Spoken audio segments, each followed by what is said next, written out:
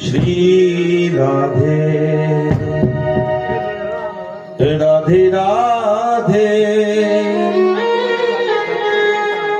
जय जय श्री राधे श्याम। बोली श्री राधा कृष्ण भगवान की जय जय श्री राधे। आनंद कंद ब्रजेंद्रनंदन अकारण करुणा वर्णालय भक्तवांछा कल्पतरु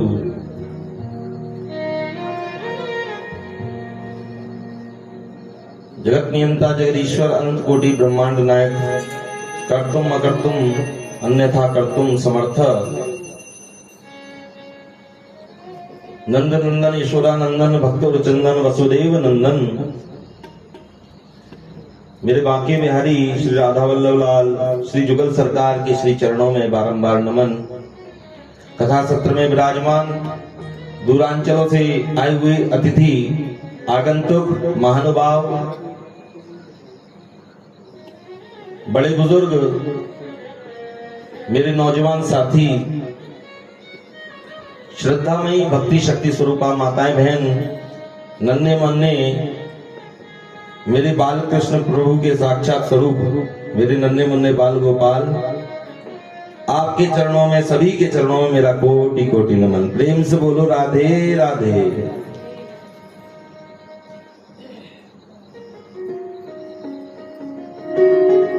परम मंगलमय भगवत स्वरूप श्रीमद् भागवत पुराणांतर्गत आज श्रीमद् भागवत सप्ताह ज्ञान यज्ञ का तृतीय दिवस तीसरे दिन का ये पावन सत्र हम सभी भक्तजन बाबा बालकनाथ जी की गोदी में बैठकर के सानिध्य में माँ का आंचल बाबा की गोद और श्रीमद् भागवती गंगा में गोता, ये भी तो गंगा ही है। वो गंगा मैया है जो हरिद्वार में बहती हैं। जाते हो आप लोग स्नान करने के लिए तो वहां जाने के लिए तो धन की भी जरूरत पड़ेगी, समय की भी जरूरत पड़ेगी, शरीर भी स्वस्थ होना चाहिए है। इतनी सब तैयारी आप करके जाएंगे गंगा के तट पर और जब वहां पहुंचे थोड़ी सी सावधानी हटी, मैया ने पाम धरो और पौड़ियों पे लग रही थी काई। क्या लग रही थी? काई। थोड़ी सी सावधानी हटी, पांव रट्टा और गंगा में गोता खाई गई मैया। तो कितनी सावधानी कितनी तैयारी के साथ में गए, फिर भी जाकर के थोड़ी सी सावधानी हटी के दुर्घटना घट जाती है। वापस लौट के आ पाएंगे नहीं आ पाएंगे इसका भी कोई भरोसा नहीं। पर कितने सौभाग्यशाली हैं आप लोग कि उस गंगा मैया के पास में हमें चल करके जाना पड़ता है, पर ये भागवती गंगा स्वयं आपके पास में श्री धाम वृंदावन से चल करके आई है। तो सज्जनों कहते बहती हुई गंगा में जो हाथ धो लेना वही बुद्धिमान पुरुष है। सप्त दिवस की ये बहती हुई गंगा आपके गांव में बह रही है, अविरल धारा कल कल निनाद करती हुई भागवती गंगा का आप लोग आनंद ले रहे हैं। कल के पावन प्रसंग में आप लोगों ने सुखदेव भगवान के जन्म, परीक्षित जी महाराज के कर्म की कथा को श्रवण किया। परीक्षित जी महाराज को शाप लगा है, एक संत का अपमान हो गया। परीक्षित जी से भूल हो गई सज्जनों, असली को नकली समझ बैठे, असली साधु को नकली समझ बैठे। और कभी कभी हमसे भी भूल हो जाती है और हम नकली को असली समझ लेते हैं। प्रेम से बोलो, असली को यदि नकली समझ लिया तो भी जीवन गड़बड़ा जाएगा। और नकली को यदि असली समझ करके बैठ गए तो भी जीवन बिगड़ जाएगा।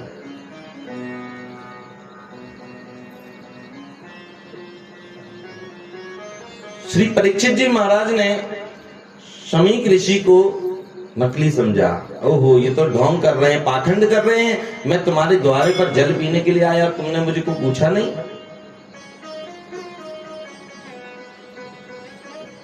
तो असली को नकली समझ लिया, तो यहां उनको शाप लग गया। उधर रामचरितमानस में प्रताप भानु राजा ने एक नकली साधु को असली समझ लिया और उसके कहने में आकर के ब्राह्मणों का अपमान कर दिया। पूरा जीवन बिगड़ गया उसका।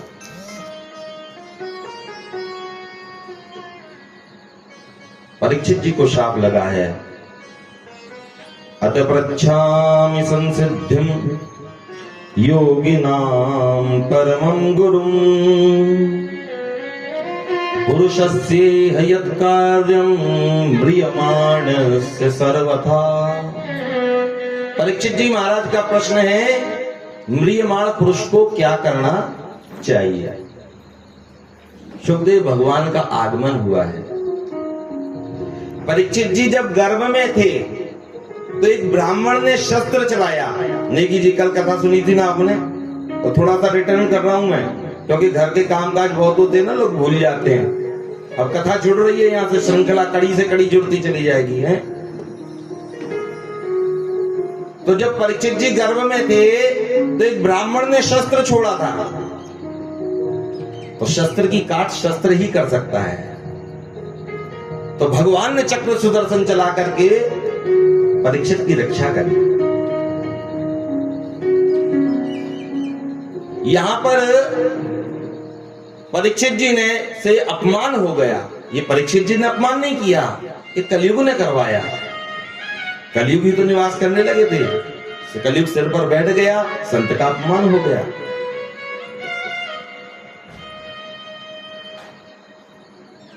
तो बचपन में जब गर्भ में थे तो शस्त्र छोड़ा गया, तो परमात्मा ने आकर के शस्त्र से उनको सुरक्षित किया।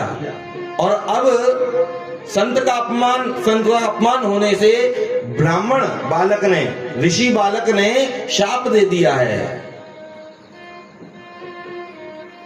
तो शस्त्र का वज्र चला था, ये ब्राह्मण ने वाणी का वज्र चला दिया। ब्राह्मण के पास में वाणी में ही शक्ति होती है। जो नैष्ठिक कर्मनिष्ठ ब्राह्मण है, भजन पूजन करने वाला ब्राह्मण है, उसकी शक्ति उसकी वाणी में होती है।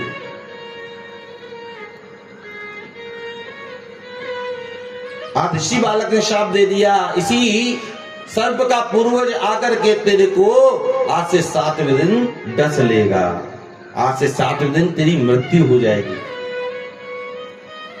तो वाणी का वज्र चलाया है ऋषि पुत्र ने।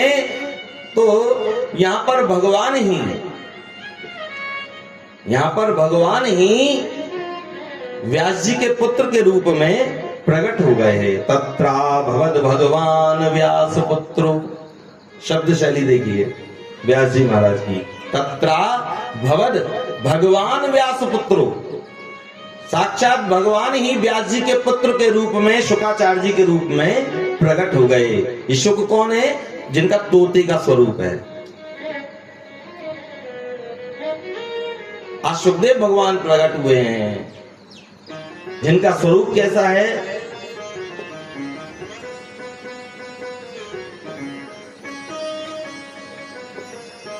अलक्षलिंगो निज लाभ तुष्टो व्रतश्च बालैरवधूत भेषा। अलक्षलिंग है, चौड़ा सा वक्ष स्थल है, पंचकेशी बाल है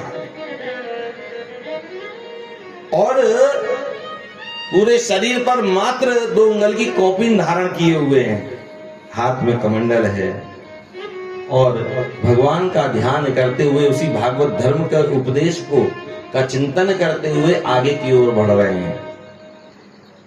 जब चलते हैं ना, हाँ, तो जिनकी आयु कितनी है? अष्टद्वयी, 8 दूनी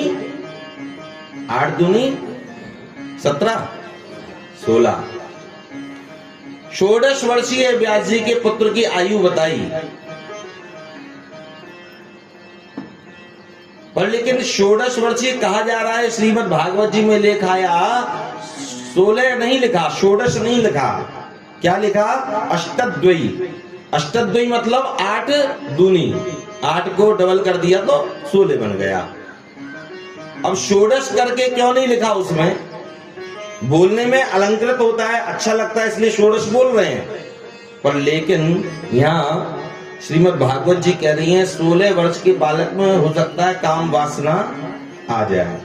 प्रेम से बोलो, 16 वर्ष के बालक में काम वासना आ सकती है, पर लेकिन अष्टद्वयी करके पुकारा है। 8 साल के बालक में काम वासना नहीं होती है। और शुक्राचार्य जी महाराज काम वासना से रहित हैं।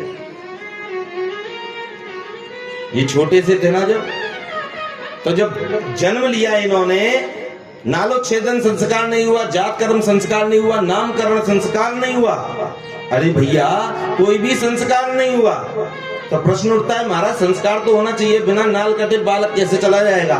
तो कहा महाराज संस्कारों की जरूरत वहां होती है जहां संस्कारों की कमी होती है। प्रेम से बोलो, अरे तो गर्भ से ही संस्कारित होकर के आए हैं। 1 वर्ष 2 वर्ष तक नहीं, 12 वर्षों तक, 12 वर्ष तक जिन्होंने मां के गर्भ में निवास किया,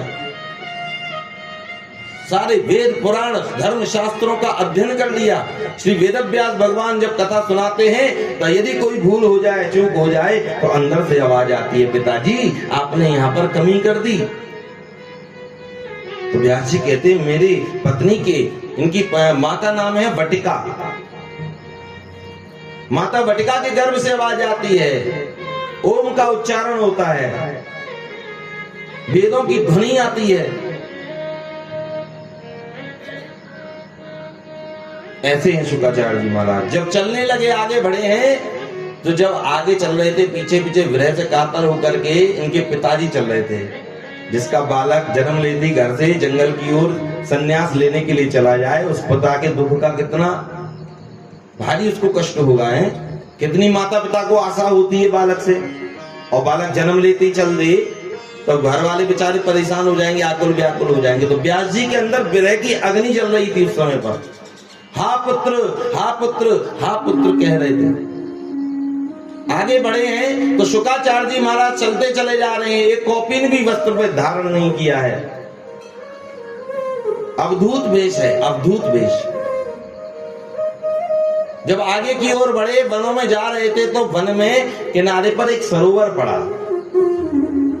सरोवर पड़ा, उसमें कुछ स्त्रियां स्नान कर रही थी। जब शुक्राचार्य जी महाराज उस मार्ग से निकले तो उन स्त्रियों ने को लज्जा नहीं आई, उनको लज्जा नहीं आई, और वो छिपी नहीं, वो अपना आराम से स्नान करती रही, और शुक्राचार्य जी महाराज सीधे निकल गए। पर उनके पीछे पीछे 10-5 कदम की दूरी पर जब श्री वेदव्यास भगवान उसी मार्ग से निकले, तो जैसे ही उस सरोवर के किनारे से निकले तो उन स्त्रियों की निगाह पड़ी, दृष्टि पड़ी, तो उन स्त्रियों ने को लज्जा आ गई और उन्होंने पर्दा कर लिया।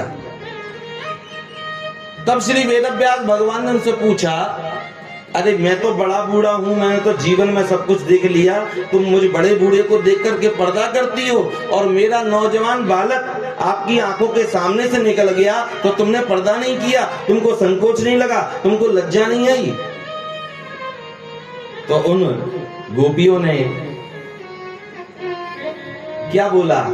उन गोपियों ने संदेश दिया कि लज्जा तो वहां आती है जहां स्त्री और पुरुष का भेद व्यक्ति को पता हो। ये जो आपके परमहंस वृत्ति के बालक शुकदेव जी गए हैं ना, ये कोई साधारण नहीं है। अरे इनको तो स्त्री पुरुष के चिन्हों के बारे में तक पता नहीं है, ये तो स्त्री और पुरुष के भेद से परे हैं, माया मोह की आसक्ति से परे हैं, इसलिए हमको इनको देखकर लज्जा नहीं आई। ऐसी दृष्टि वाले शुक्राचार्य जी महाराज आज परीक्षित जी महाराज के सामने पधारे हैं। धन्य हो जाता है वो शिष्य, धन्य हो जाता है वो यजमान। जीवन बीत जाता है लोगों को गुरु की तलाश करते करते, बूढ़े हो जाते हैं, बाल सफेद हो जाते हैं, गालों में झुर्रियां पड़ जाती हैं, पर लेकिन गुरु प्राप्त नहीं कर पाते। तो यहाँ कथा संदेश देती है, यदि आप अच्छे सत्पात्र बन जाओगे, अधिकारी बन जाओगे, तो गुरु को खोजने की जरूरत नहीं पड़ेगी, गुरु स्वयं तुम्हारे पास चल करके आ जाएंगे। क्योंकि हर गुरु को अपने एक अच्छे शिष्य की तलाश होती है। प्रेम से बोलो। जैसे आज परीक्षित जी महाराज कहीं गए नहीं, गंगा जी के तट पर जाकर के बैठे हैं, और आज समाधि की भाषा में शुक्राचार्य जी बैठे हुए हैं। सुखदेव जी महाराज का मन कहता है चल परीक्षित के पास, चल परीक्षित के पास, चल परीक्षित के पास। और शुक्राचार्य जी महाराज पधारे, अर्घ पाठ से पूजन किया है, सुंदर आसन पर विराजमान किया। ऋषियों ने कहा महाराज ज्यादा देर तक पूजन पाजन के चक्कर में मत पड़ो, ये शुक्राचार्य जी हैं, परमहंस वृत्ति में रहने वाले हैं, ज्यादा देर एक स्थान पर रुकते नहीं। कितनी देर रुकते हैं शुक्राचार्य जी महाराज? सगोदोहन मात्रम ही ग्रहेषु ग्रह मेदिना अवेक्षते महाभागस तीर्थ कुर्वस्तदाश्रम। सगोदोहन मात्रम ही, सुखदेव जी के रुकने की जो अवधि है बतला रहे हैं। यदि भिक्षाटन करने के लिए जाते हैं, आपके गांव में आएंगे, तो आपके द्वारे पर कब तक रोकेंगे? सगोदोहन मात्रम ही, जितनी देर में आप एक गैया को धोने में समय लगता है, उतने समय के लिए वह एक स्थान पर रुकते हैं, द्वारे पर खड़े होते हैं और कहते हैं भवति भिक्षाम देहि। और जितनी देर में गैया धोई जाती है, उतने समय तक वो द्वारे पर रुकेंगे, भिक्षा मिल गई तो ठीक है, नहीं तो आगे बढ़ जाते हैं। ये उनकी समय की अवधि बताई। तो शिष्यों ने कहा जल्दी से महाराज अपना प्रश्न रखो, नहीं तो ये उठ करके यहां से चल देंगे। तो कहा प्रिय मानस से सर्वथा, जिस व्यक्ति की मृत्यु निकट है, जल्दी होने वाली है, उसको क्या करना चाहिए? अच्छा, ये जो प्रश्न किया है, शुक्राचार्य जी ने जैसे ही सुना बड़े आनंद में हो गए, नेत्रों से अश्रु प्रवाहित होने लगे और कहते हैं राजन, तुम्हारा प्रश्न ये तुम्हारे लिए नहीं है, तुम्हारा प्रश्न तो लोक हित के लिए है। कि वर्यानेशते प्रश्न क्रतो लोक हितो नृपा आत्मविद सम्मत पुंसाम श्रोतव्यादिषु यः परा। वर्यानेशते प्रश्न, तुम्हारा प्रश्न बड़ा ही सुंदर है कि मरना तो है, पर कैसे मरा जाए, हैं? हाँ नेगी जी, मरना तो सबको है, तो परीक्षित जी का प्रश्न है ना, मरना तो है, पर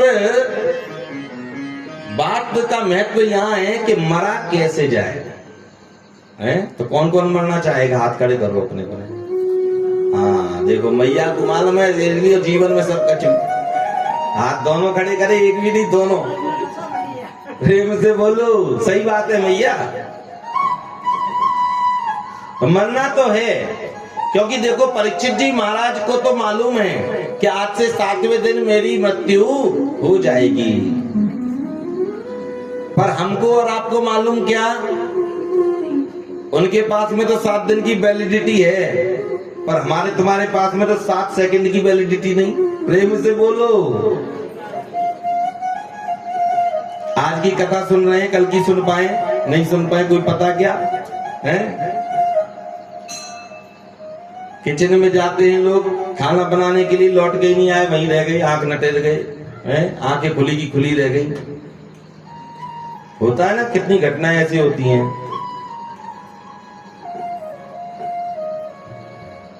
अभी कल नेगी जी से चर्चा चल रही थी, तो बताए महाराज जी ऐसी सी बात हो गई, अभी एक घटना घटित हुई। तो बताओ उस जोड़े को क्या पता था कि मैं जल लेने जा रहा हूं, लौट करके आऊंगा कि नहीं आऊंगा? और मृत्यु कारण खोजती है, बिना कारण से नहीं आती है। हानि लाभ जीवन मरण जस अपजस विधि हाथ। हानि लाभ जीवन और मरण, यश और अपयश, ये विधि के हाथ होते हैं, ये हमारे हाथ में नहीं है। हम मृत्यु से कितना ही बचना चाहें, और मृत्यु हमको प्राप्त कर ही लेगी।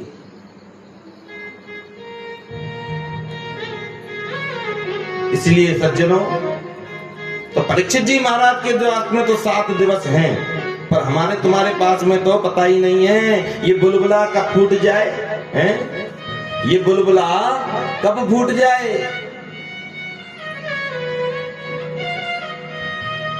हमारा जीवन कैसा है?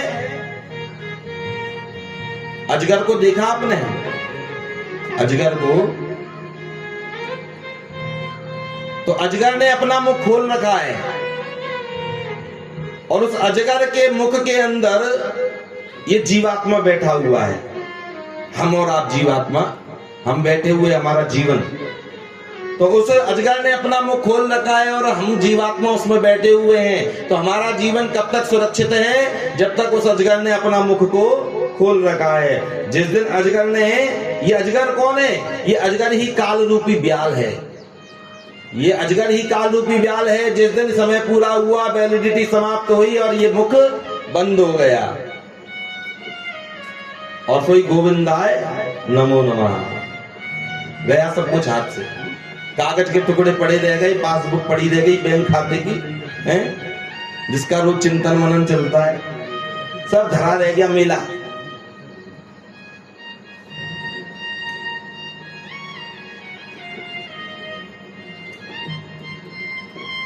तो भागवत की कथा हमको मरना सिखाती है कि मरना तो है, पर कैसे मरा जाए। सनातन धर्म में, हमारे धर्म में 3 ग्रंथ प्रधान है सज्जनों। कौन कौन से?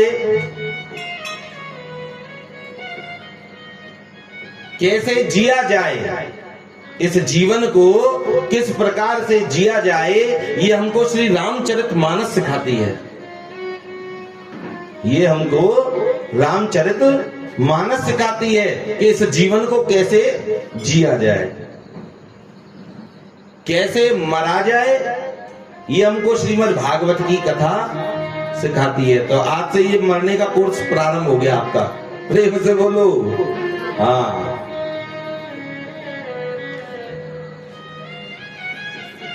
तो कैसे मरा जाए, ये श्रीमद् भागवत की कथा सिखाती है।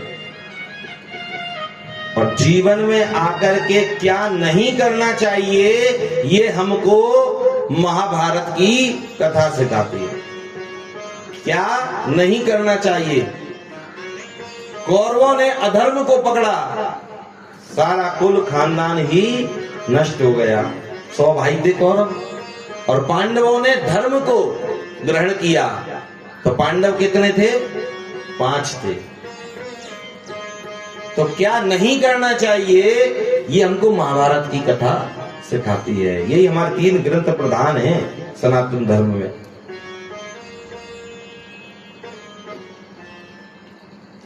बड़े प्रसन्न हुए।